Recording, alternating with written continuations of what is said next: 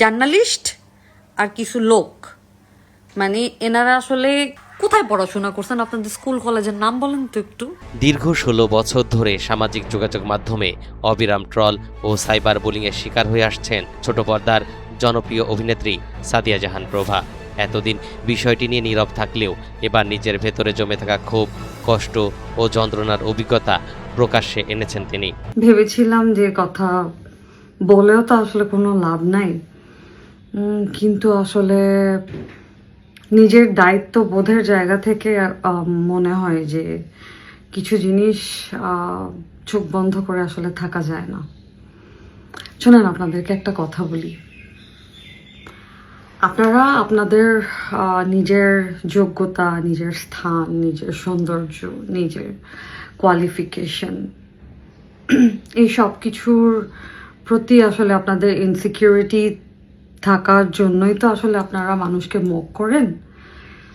এটা আমার কথা না, এটা হিউম্যান সাইকোলজি। এগুলো সাইকিয়াট্রিস্টরা এগুলো পড়াশোনা করে বের করেছেন, এগুলো আমার একদম কথা না। যে যারা মানুষের ব্যাপারে এই যে এত অ্যাগ্রেসিভলি জাজ করে এবং বুলি করে এবং মক করে সোশ্যাল মিডিয়াতে, ভার্বালি অ্যাবিউজ করে, এরা আসলে নিজেদেরকে নিয়ে যেহেতু অনেক বেশি স্যাটিসফাইড না এবং তারা দুঃখী। আমরা প্রত্যেকেই প্রত্যেকের জায়গাতে কোনো না কোনো জায়গায় দুঃখী, কিন্তু যারা ইনসিকিউর, যারা ব্যাপারটাকে মানতে পারে না, যারা নিজের যোগ্যতাটা আসলে নিয়ে অনেক বেশি ইনসিকিউরড আমি বলবো, এরাই আসলে ম্যাক্সিমাম টাইমে এই যে বিভিন্ন সোশ্যাল প্ল্যাটফর্মগুলো, এগুলোতে সেলিব্রিটিদের বা ইনফ্লুয়েন্সার, এনিথিং, আর্টিস্ট, সবাইকে আসলে বুলি করে। তো আমার বুলি তো আসলে ইটস বিন অলমোস্ট 16 ইয়ার্স আমাকে বুলি করা হয়।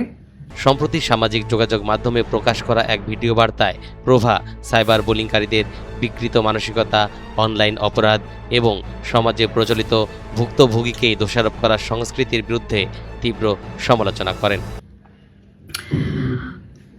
আমার কথা হচ্ছে, আপনারা আপনাদের জায়গা থেকে আমাকে বুলি করে মজা পান, এটা আপনাদের একটা পৈশাচিক আনন্দ হয়, আই টোটালি আন্ডারস্ট্যান্ড।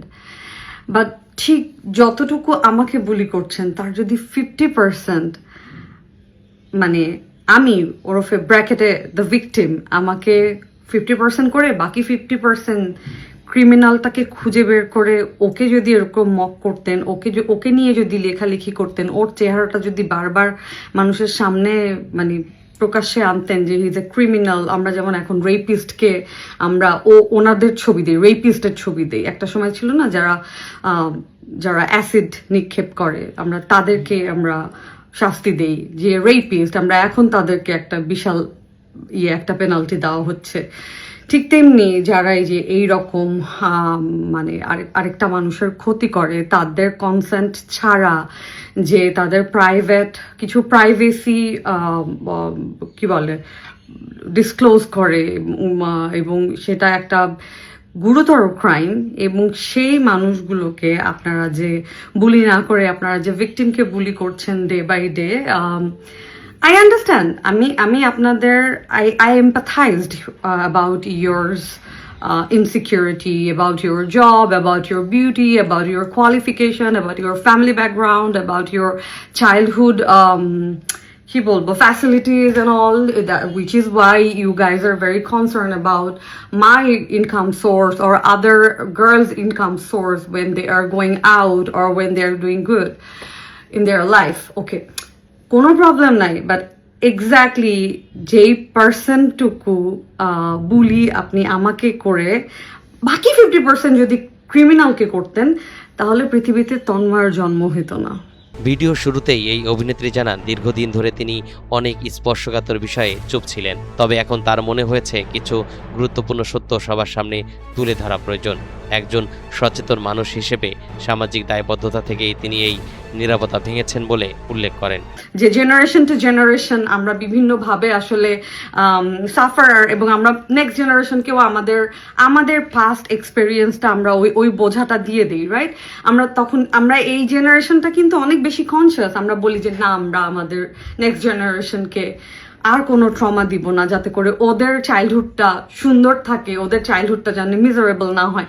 বাট এই তন্ময়দের জন্ম শুধুমাত্র হয়েছে যখন আমরা একটা ক্রিমিনালকে আমরা মানে ওভারলুক করে, যখন একটা ভিকটিমকে আমরা প্রতিনিয়ত আমরা আসলে ভার্বালি এতটা বেশি অ্যাবিউজ করছি এবং তাদেরকে মেরে ফেলার প্রতিদিন চেষ্টা করছি এবং তাদের লাইফটাকে একদম হেল করে দিচ্ছি। ভিডিও বার্তাটি প্রকাশের পর সামাজিক যোগাযোগ মাধ্যমে বিষয়টি নিয়ে নতুন করে ব্যাপক আলোচনা শুরু হয়েছে। তরিকুল ইসলাম, NTV অনলাইন।